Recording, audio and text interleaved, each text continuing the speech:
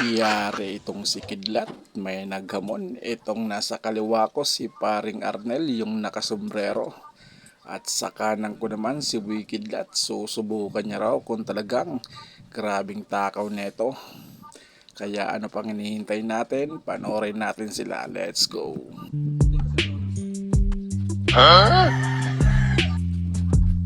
Arte naman neto.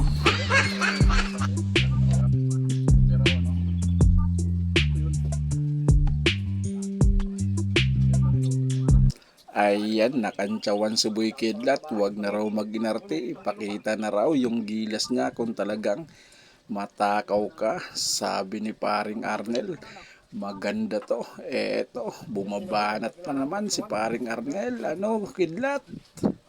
Tumira ka na. Huwag ka nang mahiya. Ipakita mo na sa akin kung talagang matakaw ka. Ayan na nga, titira na si Kidlat.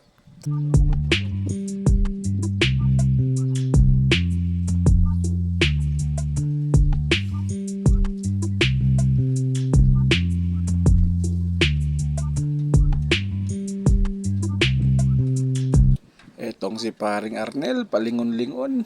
Sabay sabing matakaw ka talaga. Pero hindi ka sa aking uubra. At ito naman si Boy Panot.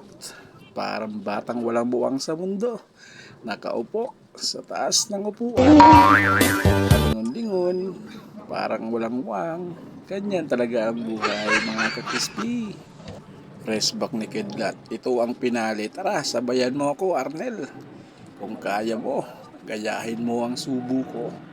At gayahin mo rin kung gaano kalalaki ang laman ng daliri ko. Tingnan mo, bumubukol na ang mga pisngi ko. Ikaw, kaya mo bang gawin to? Panis yang Kidlat, tumanda na ako ng ganito pero hindi mo ako matatalo sa larangan ng kainan, Kidlat. Habang ako natutulala na lang sa kanilang dalawa. Ayan, napainom na nga ako ng tubig. Saka panonood, napapagaya na rin ako. Habang ito si Boy Panot, tahimik na nasa gilid. Ano, kaya mo pa, Kidlat? Let's go, bilisan na natin to. Matira matibay, mauna ang pinakamatakaw. Sabi nga ika ni paring Arnel.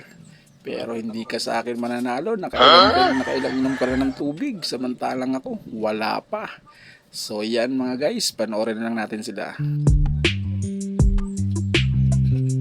Ang pugi mo, paring Arnel.